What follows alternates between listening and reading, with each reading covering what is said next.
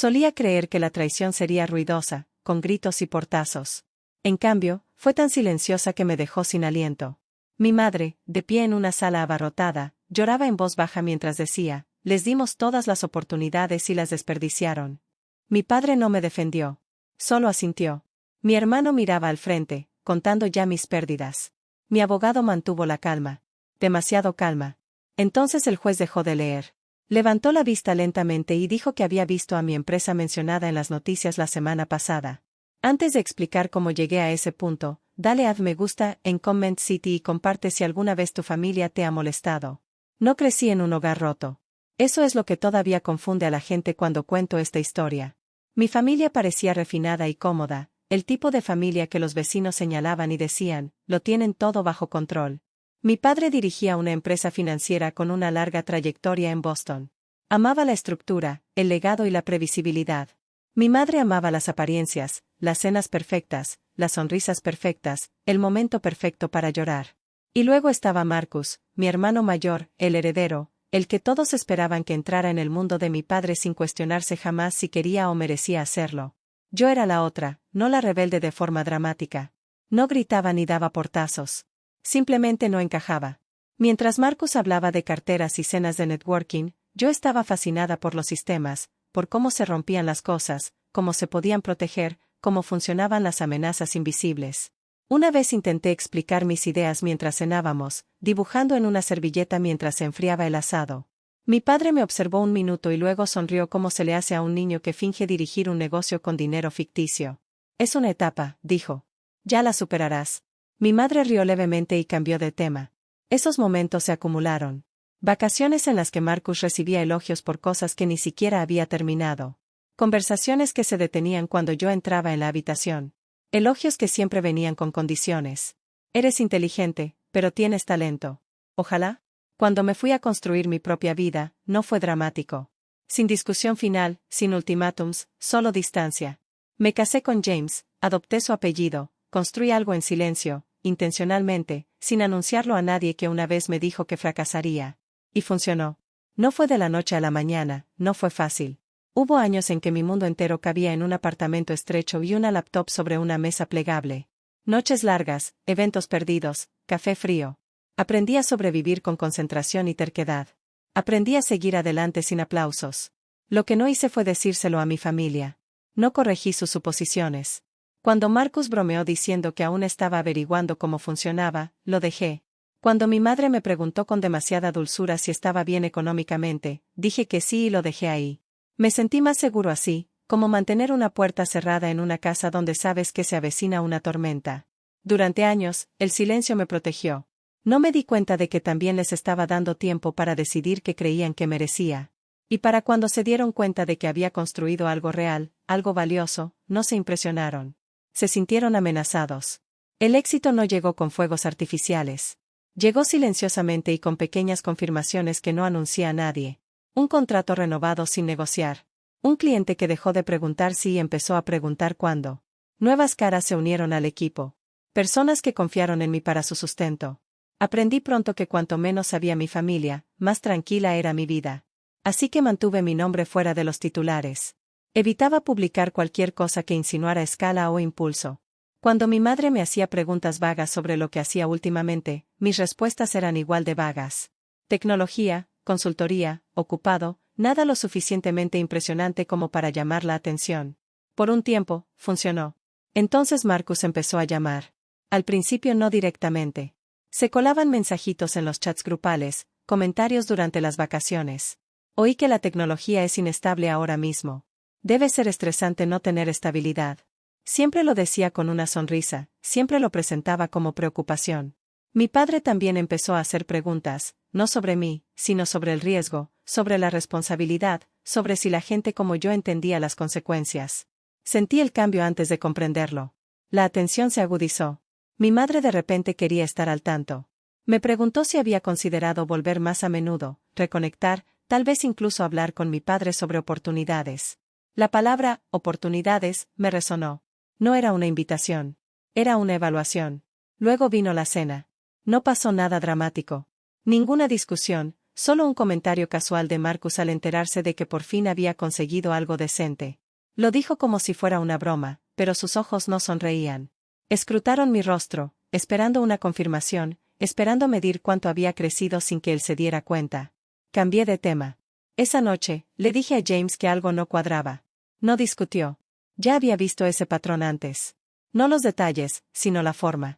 La forma en que la curiosidad se convierte en derecho cuando ciertas personas se dan cuenta de que podrías tener algo que no aprobaban que ganaras. 2 semanas después, llegó el sobre. Oficial grueso. Mi nombre impreso con demasiada claridad en el anverso. Recuerdo estar de pie en el pasillo con las llaves aún en la mano, mirándolo como si fuera a moverse si apartaba la vista. Al abrirlo, las palabras no me quedaron grabadas de golpe. Quiebra, petición, acreedor, cantidad adeudada, rotundas, seguras, precisas. El nombre de Marcus estaba ahí como si perteneciera a su lugar. Lo leí 2, 3 veces. No me temblaban las manos. No sentía una opresión en el pecho. Sentí un frío más frío que el miedo. Ya no me hacían preguntas. Habían tomado una decisión y estaban a punto de obligarme a responder ante el tribunal. No lloré al terminar de leer el expediente. Me senté a la mesa de la cocina y lo volví a leer, esta vez más despacio. Cada línea, cada número, cada mentira segura, envuelta en lenguaje legal. Afirmaban que mi empresa le debía a Marcus casi $2 millones. Pagos que había incumplido. Facturas que había ignorado. Acuerdos que supuestamente había firmado hacía años. El tono no era de enfado ni emotivo. Eso fue lo que me asustó. Era tranquilo, metódico, escrito para parecer inevitable. No era una amenaza. Era un plan de ejecución. Llamé a mi abogada y le conté exactamente lo que tenía delante. No me interrumpió. Cuando terminé, hubo una pausa en la línea lo suficientemente larga como para que me preparara. Están intentando forzar un proceso de bancarrota, dijo finalmente. No porque se sostenga, sino porque genera ruido, retrasos y dudas. Así que saben que es falso, dije. Sí. Y cuentan con que reacciones emocionalmente en lugar de estratégicamente. Fue entonces cuando me di cuenta de lo difícil que era. No era Marcus actuando solo en un momento de celos. Esto requería coordinación, tiempo, aprobación. Alguien tenía que decidir que era aceptable. Alguien tenía que asentir y decir, adelante. Pensé en los cuidadosos silencios de mi madre, en la creencia de mi padre de que la disciplina siempre parecía un castigo, en cómo cerraban filas cuando algo amenazaba la historia que habían construido sobre sí mismos. No pregunté si estaban involucrados. Ya lo sabía. Los siguientes días se confundieron. Revisé registros, auditorías, extractos bancarios. Cada rastro limpio que había mantenido durante años de repente importaba más que nunca. Mi abogada me lo pidió todo, pagos, facturas, correspondencia, sin prisas. No estaba preocupada. Esa firmeza se convirtió en mi ancla. Esto solo funciona si lo permitimos, dijo. La verdad tiene una forma de sobrevivir a la presión. No contacté a mi familia, ni para confrontarlos, ni para advertirles. El silencio ya no era protección. Era estrategia. Si querían pintarme de imprudente, me mostraría controlado. Si querían caos, les daría precisión. Por la noche, cuando la casa estaba en silencio, la ira intentaba aflorar. No de la explosiva, sino de la que plantea preguntas peligrosas. ¿Cómo pudieron? ¿Por qué no era suficiente? No dejé que me dominara. Porque ya no se trataba de demostrarles que estaban equivocados. Se trataba de asegurarme de que sus mentiras se derrumbaran por su propio peso. Y el tribunal era donde comenzaría ese colapso. Llegué temprano, no para declarar, solo para respirar antes de que todo se desmoronara. Mi abogada se sentó a mi lado, ya organizada, ya preparada, con pilas ordenadas de documentos, pagos, facturas, registros auditados, tranquila, en forma humana. No me preguntó cómo me sentía. No hacía falta. Conocía ese tipo de silencio. Entonces entró mi familia. No se unían. Nunca lo hacían cuando las cosas importaban. Llamé a mi abogada y le conté exactamente lo que tenía delante. No me interrumpió. Cuando terminé, hubo una pausa en la línea lo suficientemente larga como para que me preparara. Están intentando forzar un proceso de bancarrota, dijo finalmente. No porque se sostenga, sino porque genera ruido, retrasos y dudas. Así que saben que es falso, dije. Sí. Y cuentan con que reacciones emocionalmente en lugar de estratégicamente. Fue entonces cuando me di cuenta de lo difícil que era. No era Marcus actuando solo en un momento de celos. Esto requería coordinación, tiempo, aprobación. Alguien tenía que decidir que era aceptable. Alguien tenía que asentir y decir, adelante. Pensé en los cuidadosos silencios de mi madre, en la creencia de mi padre de que la disciplina siempre parecía un castigo, en cómo cerraban filas cuando algo amenazaba la historia que habían construido sobre sí mismos. No pregunté si estaban involucrados. Ya lo sabía. Los siguientes días se confundieron. Revisé registros, auditorías, extractos bancarios. Cada rastro limpio que había mantenido durante años de repente importaba más que nunca. Mi abogada me lo pidió todo: pagos, facturas, correspondencia, sin prisas. No estaba preocupada.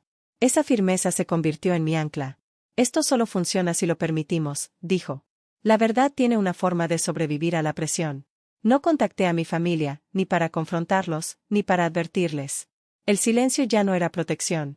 Era estrategia. Si querían pintarme de imprudente, me mostraría controlado. Si querían caos, les daría precisión. Por la noche, cuando la casa estaba en silencio, la ira intentaba aflorar. No de la explosiva, sino de la que plantea preguntas peligrosas. ¿Cómo pudieron? ¿Por qué no era suficiente? No dejé que me dominara. Porque ya no se trataba de demostrarles que estaban equivocados. Se trataba de asegurarme de que sus mentiras se derrumbaran por su propio peso.